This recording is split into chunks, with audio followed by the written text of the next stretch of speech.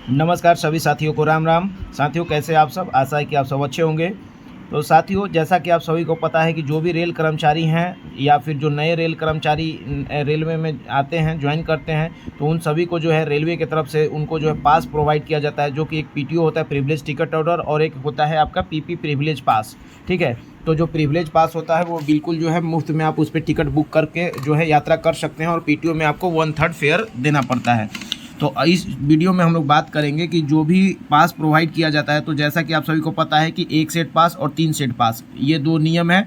तो किसको 1 सेट पास मिलता है और किसको 3 सेट पास मिलता है वो इस वीडियो में जानेंगे। और एक जो है पुराने सर्विस में पहले जो किसी अदर डिपार्टमेंट में आप नौकरी कर रहे थे, वहाँ से आप टेक्निकल रेजिग्नेशन करके फिर रेलवे में ज्वाइन किए हैं, तो क्या वो पुरानी सर्विस जो है पास के लिए जोड़ी जाएगी कि नहीं, पास के मतलब नंबर ऑफ पासेज कितने इशू होंगे आपको, उसके लिए वो पुरानी सर्विस जो है काउंट की जाएगी कि नहीं की जाएगी। तो एक हमारे व्यूअर हैं, उन्होंने कमेंट किया है, उनके कमेंट को भी हम लोग देखेंगे और उसका रिप्लाई करेंगे। तो देखिए अंत तक इस वीडियो में बने रहेगा, इन्फॉर्मेटिव वीडियो होने वाला है। देखिए जैसा कि आप सभी ने थंबनेल में देख ही लिया होगा कि जैसे कि 0 से 5 साल के अगर होता है तो कितने पास मिलते हैं, तो उसमें देखिए 1 सेट का नियम है, प्रतिवर्ष आपको 1 सेट पास मिलेंगे। मैं नॉन गेजेटेड कर्मचारी एम्प्लॉइज़ की बात कर रहा हूँ, जो ग्रुप डी या ग्रुप सी के नॉन गेजेटेड एम्प्लॉइज़ हैं, उनको 1 सेट पास दिया जाता है। कब तक? तो जब तक वो सर्विस में ज्वाइन करते हैं, रेलवे की सर्विस में 5 साल होने तक। ठीक है, जैसे ही उनका 5 साल पूरा हो जाता है तो 5 साल के बाद उनको जो है 3 सेट जो है दिया जाता है प्रिविलेज पास। ठीक है, उसके बाद जो है अभी हम लोग बात करेंगे कि इसमें जैसा मैंने बताया कि तकनीकी त्याग पत्र और पास का नियम क्या रहेगा, पुरानी सर्विस उसमें काउंट होगी कि नहीं पास के लिए, तो ये सभी चीज़ों से संबंधित। तो देखिए अभी जो मैंने बताया था कि ये कमेंट आया हुआ था, यहाँ देख सकते हैं प्रवीण चौधरी जी का कमेंट है। प्रवीण चौधरी जी जो है इन्होंने बताया है कि 2016 से आयुध निर्माणी इटारसी मध्य प्रदेश यानी ऑर्डिनेंस फैक्ट्री में ये जो है सेंट्रल गवर्नमेंट ऑर्गेनाइजेशन है, वहाँ से उन्होंने टेक्निकल रेजिग्नेशन देके ग्रुप सी पद के लिए रेलवे में जो है ज्वाइन किया 2023 में। अब जो है इनका कहना है कि 2023 में इन्होंने ज्वाइन किया हुआ है, तो अभी देख सकते हैं 2023 नवंबर में इन्होंने ज्वाइन किया, तो इस हिसाब से 2.5 साल के करीब अभी जो है रेलवे में इनकी सर्विस हुई है।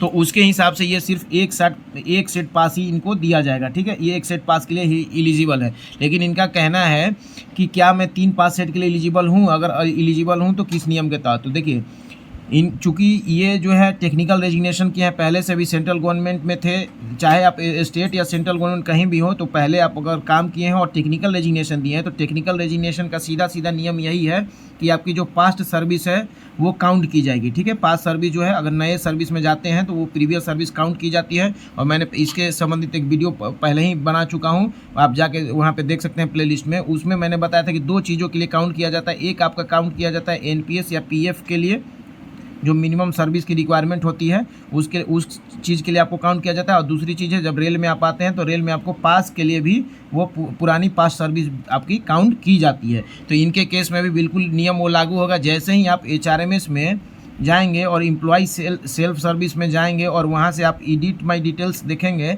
वहाँ पे एक ऑप्शन आएगा आपका जो है प्रीवियस सर्विस में जब जाएंगे तो वहाँ पे कुछ आपका एंट्री नहीं किया गया होगा, तो आप डीलर से अपने डीलिंग क्लर्क से जाके वहाँ पे पुराना जो सर्विस है उसकी एंट्री करवा ले। उसके लिए आपको जो है आपका जो, जैसे कि आपने बताया कि ऑर्डिनेंस फैक्ट्री में कार्यरत है, तो वहाँ से जो आपका सर्विस बुक जो है वो वेटिंग करके रेलवे के पास आ जाना चाहिए। तो उसके आधार पर ही आपका जो है प्रीवियस सर्विस को इसमें एंट्री किया। जैसे ही आपका प्रीवियस सर्विस जो है डीलिंग क्लर्क के साथ द्वारा एंट्री कर दिया जाएगा, उसके बाद जो है आपका जो चीफ ओएस हैं बिल के, उनके द्वारा वेरीफाई कर दिया जाएगा, और उसके बाद जो है एपीओ सर के द्वारा जब उसको एक्सेप्ट कर लिया जाएगा और अप्रूव कर दिया जाएगा, तो वहाँ पे आपका वो दिखने लगेगा। और उसके 24 घंटे बाद जो है वो पास सेक्शन में जब आपके एचआरएमएस में आप जाएंगे पास में, तो वहाँ पे भी आपको जो है 3 सेट पास आपको शो होने लगेगा। ठीक है, उसके लिए सबसे पहला है कि आपको प्रीवियस सर्विस वाला जो एचआरएमएस में ऑप्शन है, वहाँ पे आपका जो है प्रीवियस सर्विस रिकॉर्ड वाली एंट्री दर्ज होनी चाहिए। वो जैसे ही दर्ज हो जाएगा तो वो ये मायने नहीं रखता है कि आपने प्रीवियस सर्विस जो है वो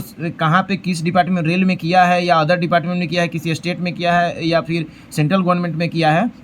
वहाँ पे बस वो प्रीवियस सर्विस जब एंट्री हो जाएगी तो सारा जो है वो अपने आप पास में अपडेशन हो जाएगा। ठीक है, ये चीज़ें आपको मैं बता दूं, जैसे कि देख सकते हैं ये पूरा आपका देखिए ये जो है जिस नियम के तहत में देख सकते हैं, ये रेलवे बोर्ड का जो है एक सर्कुलर था RBE 21/2017, जिसमें कि रेजिग्नेशन से संबंधित सारी नियम बताई गई थी।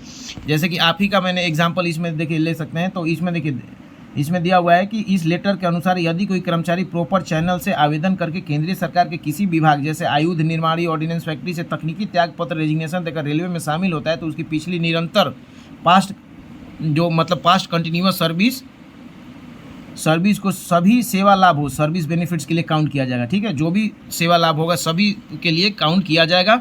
और रेलवे पास नियम के तहत रेलवे सर्वेंट पास रूल्स 1986 शेड्यूल 2 के तहत रेलवे पास नियमों के अनुसार 5 साल की कुल निरंतर सरकारी सेवा टोटल कंटिन्यूअस गवर्नमेंट सर्विस पूरी होने पर ग्रुप सी कर्मचारियों को प्रति वर्ष 3 सेट प्रिविलेज पास की पात्रता है।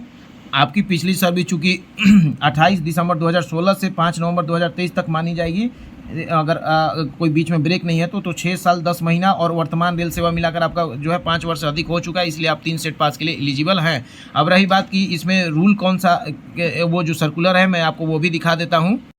तो देख सकते हैं यहाँ पे मैंने आप यहाँ सामने में आरबी जो है एस्टेब्लिशमेंट नंबर 21/2017 है। ये 7 मार्च 2017 का रेलवे बोर्ड का है, मिनिस्ट्री ऑफ रेलवेज के द्वारा निकाला गया है।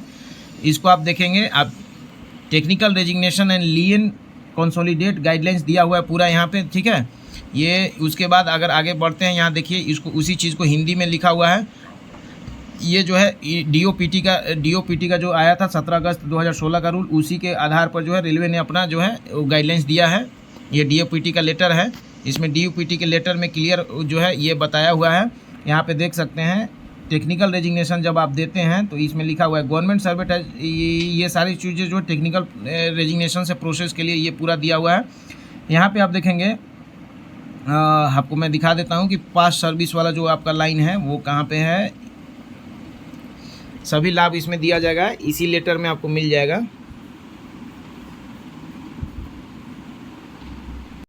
तो यहीं पे आपका है, जैसे टेक्निकल रेजिग्नेशन जो 2.1 पैरा है आपका, इसका 2.1 पैरा में आप देख सकते हैं यहाँ पे आपका लिखा हुआ है the benefit of past service if otherwise admissible under rules may be given in such cases. किस केस में?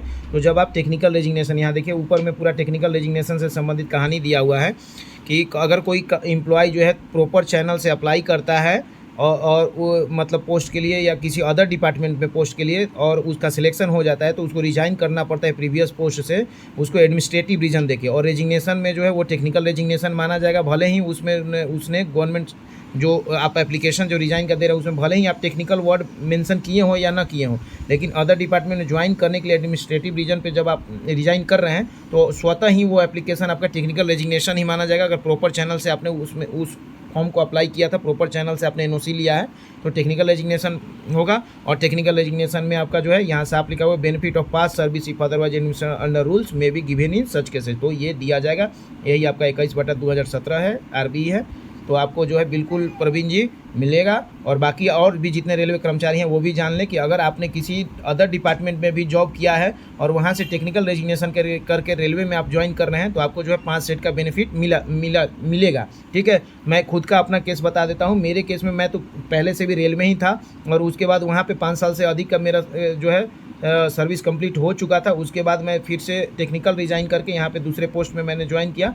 तो मैं जैसे ही अपना मेरा वहाँ से जो सर्विस बुक वहाँ से मंगाया आया, यहाँ पे स्वतः भेज दिया जाता है। अगर 3-4-5 महीनों के अंदर नहीं भेजा जाता है तो आप वहाँ पे एक बार संपर्क कर सकते हैं अपने पुराने यूनिट में।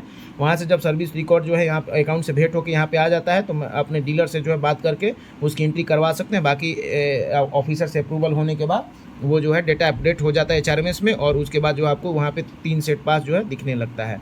तो आशा है कि मेरे द्वारा दी गई जानकारी आप सभी को अच्छी लगी होगी।